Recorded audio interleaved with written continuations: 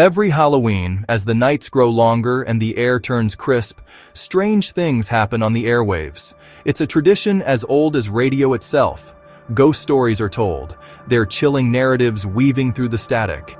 Eerie music is played, setting a somber, unsettling mood for listeners huddled in their homes. On this one night, the line between harmless entertainment and the genuinely unknown begins to blur. But on one particular night, the broadcast wasn't just strange or spooky, it was impossible. The date was October 31st, 1998.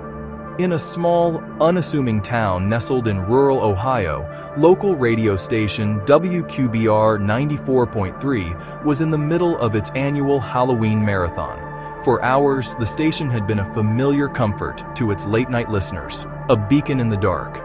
The programming was a carefully curated mix of spooky songs, classic ghost stories read in a low, dramatic tone, and call-in segments where residents shared their own paranormal encounters, their voices a mix of nervous laughter and genuine fear.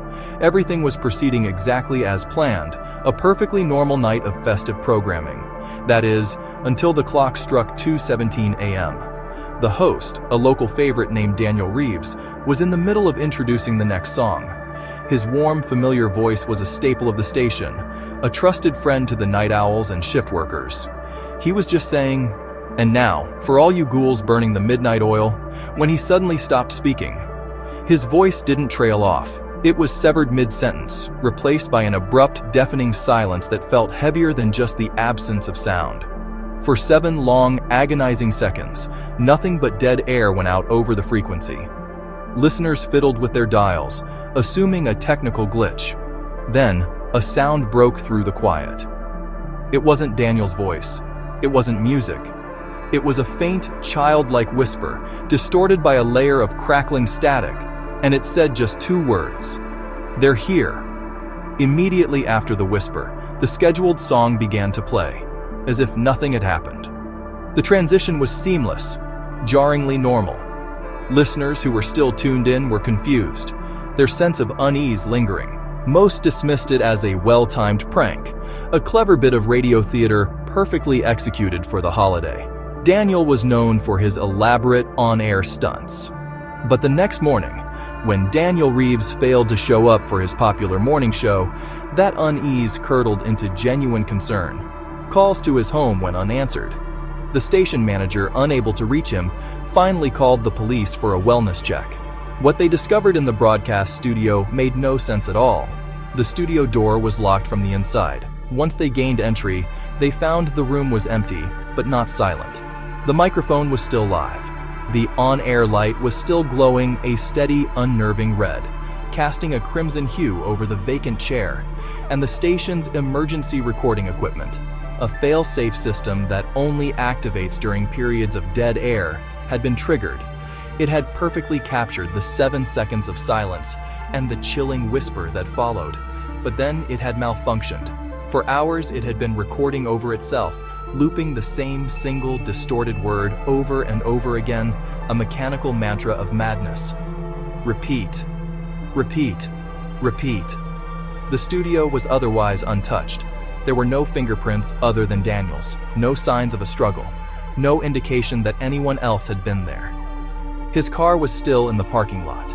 His wallet and keys were on the console. He had simply vanished from a locked room. The only thing out of place was a single object left on his desk, placed neatly next to his coffee mug and show notes. An old, unmarked cassette tape with a small, handwritten label that read, "October 31st, do not play." Authorities, desperate for any lead in the baffling disappearance, sent the tape to a forensic audio lab for analysis. The initial report was baffling. The tape contained what seemed to be nothing but noise, a dense wall of impenetrable static. But when technicians analyzed the recording using advanced software, they discovered it was broadcasting on frequencies that shouldn't exist on any known radio band. It was a signal that defied the laws of physics, occupying a phantom space somewhere between shortwave and pure white noise. It was a transmission with no discernible origin and no logical explanation. Experts who reviewed the findings were stumped, unanimously declaring it impossible. But one curious analyst, A woman who had a reputation for unconventional methods decided to filter the noise, to listen deeper, convinced something was being missed. She spent days isolating and amplifying the quietest parts of the recording. If you play the recording long enough and amplify those near-silent sections, you can hear things buried under the layers of static. Faint, disembodied voices calling for help, their words just out of reach. The distant, melodic sound of children singing an unfamiliar, discordant nursery rhyme. And, most disturbingly, something that sounds like a voice whispering your own name, a personal, terrifying intrusion. For years, the story of Daniel Reeves and the impossible signal faded into local legend, a cautionary tale told among broadcasters. Then, in 2005, another late-night DJ in a neighboring state, a known enthusiast of paranormal lore, claimed to have captured the same signal on his own equipment. He recognized the signature static, the impossible frequency. Believing he had stumbled upon the legendary broadcast, he made a fateful decision. He went live, patching the signal directly into his station's transmitter, eager to share his discovery with his audience. He broadcast it for just 23 seconds before the entire station went dark. Massive electrical surges fried all the studio equipment, from the mixing board to the broadcast tower itself, plunging the building and the surrounding block into darkness. When the engineers finally managed to reboot the system hours later, they found the station's digital recorder had captured a new message, this time in a calm, clear woman's voice. "You shouldn't have listened."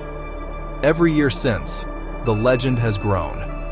On Halloween night, amateur radio operators and paranormal investigators report hearing that same impossible signal.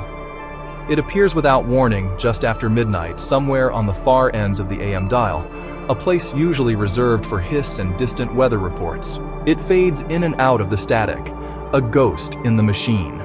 Sometimes it lasts for only a few seconds, a fleeting whisper of the unknown. Other times, it has been reported to stay on the air for hours, a persistent, phantom broadcast with no source. And those who manage to record it, they say that strange things begin to happen in their homes. Radios and televisions turn on by themselves, always tuned to a channel of pure static. Faint whispers seem to echo from speakers, even when they are unplugged. People report phone calls from blocked numbers that answer with nothing but a low hum. And sometimes, late at night, the same 5 words will appear on their computer or television screens, burning into the display before fading away. "We are still broadcasting. No one knows what the Halloween broadcast really was or what it has become." Theories are as numerous as they are terrifying.